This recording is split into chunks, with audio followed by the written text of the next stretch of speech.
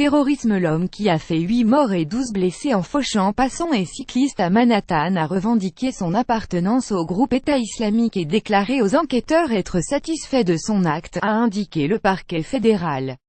Au lendemain de l'attentat, le plus grave survenu à New York depuis septembre 2001, le président Donald Trump a réclamé la peine de mort pour le suspect, Saifullo Saipov, un Ouzbek de 29 ans arrivé aux États-Unis en 2010 et qui a été inculpé pour terrorisme. Selon la plainte déposée par le parquet fédéral après des interrogatoires à l'hôpital où Saipov avait été transporté après avoir été blessé lors de son arrestation mardi, l'homme n'a montré aucun regret après sa virée mortelle, se disant satisfait de ce qu'il a fait. Il a même demandé à pouvoir déployer le drapeau noir de lait dans sa chambre d'hôpital, selon les enquêteurs. Donald Trump veut la peine de mort, une attitude qui a visiblement déclenché la fureur du président américain. Le terroriste de NYC pour New York City, NDLR, était satisfait et a demandé que le drapeau de lait soit accroché dans sa chambre d'hôpital. Il a tué 8 personnes et en a grièvement blessé 12. Il devrait être condamné à mort, a écrit Donald Trump sur Twitter. Inspiré par de nombreuses images de propagande de l'air retrouvées dans ses 2 téléphones portables, il préparait son attaque depuis un an environ et s'était décidé pour une attaque au camion bélier il y a 2 mois, indique la plainte du procureur. Il a précisé avoir choisi le jour d'Halloween pour être sûr qu'il y aurait beaucoup de gens dans les rues, ajoute la plainte. Après sa virée, il a crié Allah Akbar, Dieu est le plus grand, en arabe en sortant de son véhicule. Saipov a aussi reconnu être l'auteur des écrits en arabe mentionnant les retrouvés à proximité du camion par les enquêteurs.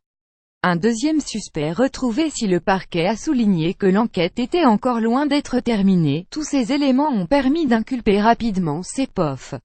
Il est déjà cité pour 2 chefs d'inculpation fédérales: violence et destruction de véhicules et soutien à une organisation terroriste étrangère, qu'il expose à la prison à perpétuité. Le procureur de Manhattan, Jun Kim, a même évoqué une procédure qui permettrait de requérir la peine de mort. Transporté en chaise roulante au tribunal, les 2 chefs d'accusation lui ont été signifiés mercredi soir. Il a ensuite été incarcéré dans une prison new-yorkaise, selon le bureau du procureur. La police fédérale a par ailleurs annoncé mercredi soir avoir retrouvé un autre Ouzbek, Muhammadzouar Kadyrov, 32 ans, pour lequel elle avait émis un avis de recherche dans l'enquête sur l'attaque qui a endeuillé New York mardi. Envoyé à Guantanamo, les liens du suspect avec les désormais avérés, le président Trump a demandé l'arrêt immédiat du programme d'octroi de visa par loterie dont Saipov aurait bénéficié. Le président a également évoqué la possibilité de l'envoyer à la prison de Guantanamo. La Maison-Blanche a aussi jugé qu'il pourrait être considéré comme un combattant ennemi, ce qui permettrait potentiellement de limiter les droits de la défense.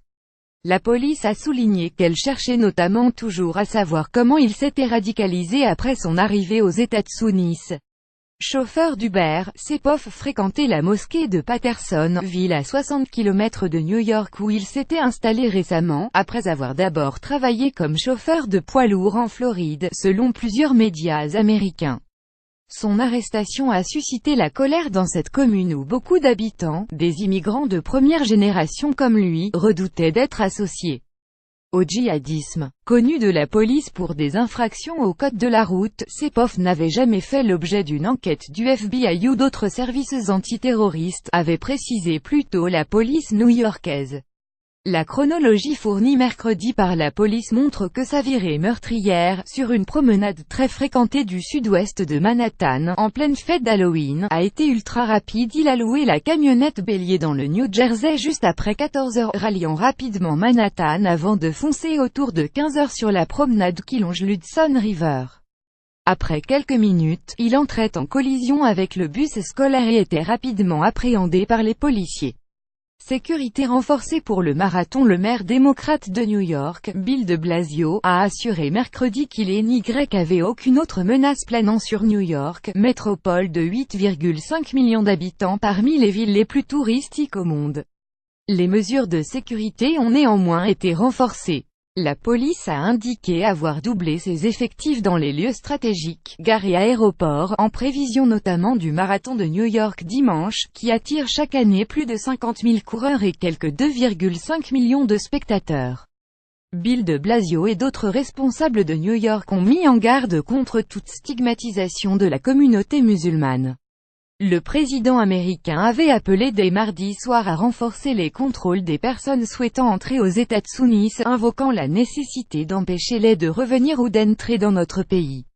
La police a par ailleurs confirmé mercredi que sur les 8 personnes tuées dans cette attaque, 6 étaient des étrangers, 5 Argentins et une Belge.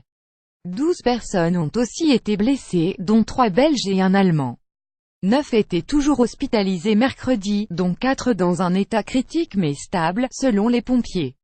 Lire aussi New York, Istanbul, Stockholm, l'Ouzbékistan de nouveau associé à un attentat. Le Pen surfe sur l'attentat de New York pour attaquer Macron et sa loi antiterroriste. Trump veut la peine de mort pour l'auteur de l'attentat de New York. Pour suivre les dernières actualités en direct sur le HuffPost, cliquez ici tous les matins. Recevez gratuitement la newsletter du HuffPost. Retrouvez-nous sur notre page Facebook. À voir également sur le HuffPost. Envoyez une correction.